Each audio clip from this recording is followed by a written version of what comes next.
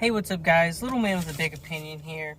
In today's video, I'm going to talk about 5 larger ticket items for prepping that you can split with your family that's involved in prepping with you, or close friends that are into prepping, but you might not have made that next step towards forming a mutual assistance group.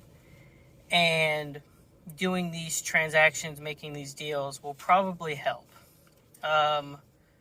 So the lowest cost item that I have on this list is in the $250 range, and the highest is well into the thousands. So there's various levels of commitment for some of these. The biggest one on here, I would probably just keep that within family, or if it's, you've been prepping together for at least a decade. But the first item on the list is a reloading kit. I have it priced between $500 and $1,000.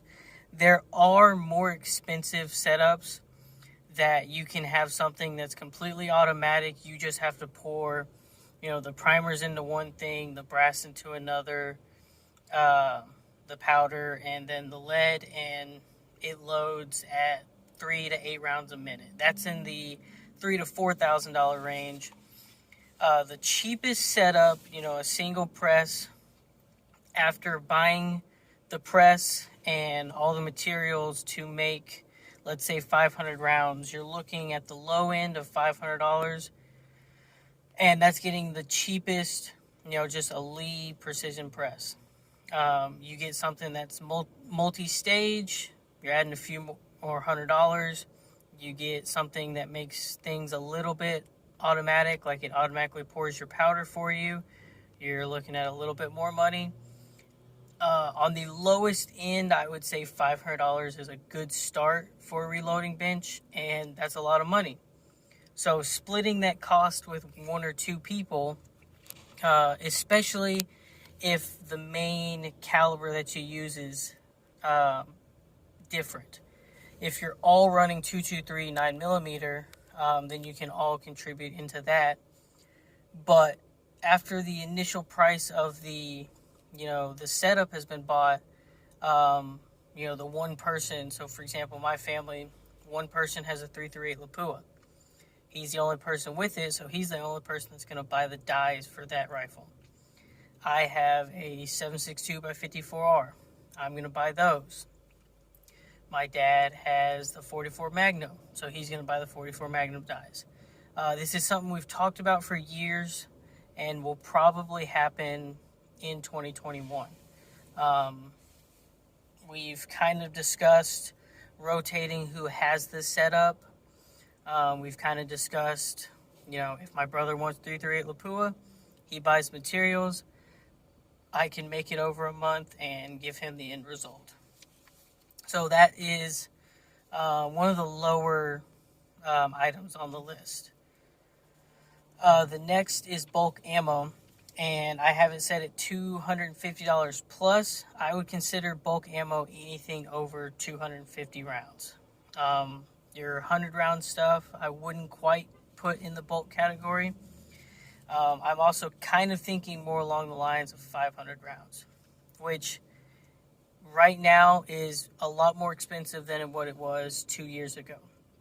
With the unrest, a new Democratic president, and a pandemic, we had record numbers of new gun owners, record numbers of firearms sold in general, and ammo, the supply and demand couldn't keep up, and it skyrocketed. Really, the only place you can find bulk ammo these days is at a gun show. They already had prices marked up, so you're going to be paying a bit more than what you were paying a couple years ago versus now. So this is where having similar calibers is really nice. Me and my brother plan on going to a gun show at the end of the month, and we're talking about splitting the cost of a bulk purchase of 40 S&W. We both have one. We both have a limited number of rounds. We're both college students with a limited income. So splitting the cost means, the difference between a 50 round box and a 500 round box is saving 10 to 20 cents a round, and we can get a lot of ammo. This is something within your mag, within family, within a prepper community that you have. It's another item that, as things go on sale, it's cheaper to buy most anything in bulk. Ammo is important to preppers, and it's another, big ticket item that you can think about putting away.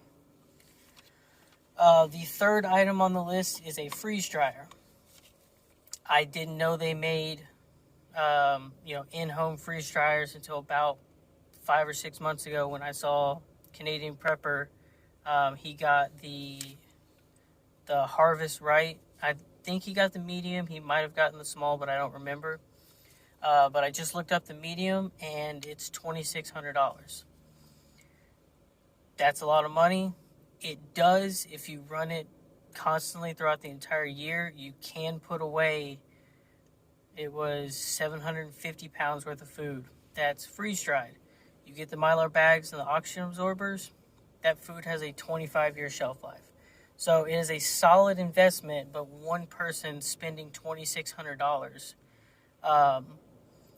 you personally will get your money's worth out of it, but you dump $2,600 into one machine.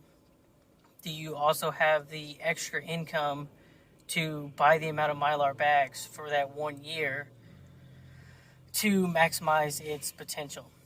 And so it's not just buying the $2,600 machine, it's then buying the extra food to put away inside of Mylar bags and buckets. So a home freeze dryer, the Harvest Right, they make a small, medium, large. That is another big ticket item that, as a prepper, it might hurt the bank account to buy on your own, but the importance of having a mutual assistance group, you can split the cost and still have money left over for other preps. The fourth item on the list, the most expensive one that I put on here, is buying land. Whether it's a bug out location where you live there permanently and are setting up your little utopia. I have it set at 10K plus. Depending on where you live, it could be even more expensive or it could be cheaper. In Texas, it all depends on where you are on the map. Some land goes for $2,500 an acre. You can pick up, 4 acres and still be at the 10,000. Some places you're spending 10, 20,000 an acre. It depends on the amount of water, whether it's developed in some way. It's got, power already going out there to put a house. If it's heavily wooded and underdeveloped, there's an endless combination of why land is worth $5,000 and why it's worth $500,000. And as a prepper, this is the one that I would kind of keep inside the family, mainly because, in a mutual assistance group, unless they've been lifelong friends, there could be fallings out. Land could have to get split up. There might be legal issues to go into. Keeping inside the family, you can normally work out any issues that come up. For example, my family has land up in North Texas. There's 4 or 5 parties involved, and their standing rule is they just kind of let people know this person's going out this couple days for deer season. This person wants to go camping. It's kind of agriculture. They cut down and farm trees. So during this time of the year, the tree cutters are doing this. These people want to just kind of come out and walk around and hike for the day. It's a lot more simple keeping it within the family. That being said, you don't have to. I've watched, I forget his name now, Viking Preparedness. They've set up a community. They have kind of a constitution or a rule list that they follow. Each family has to have like a developed cabin.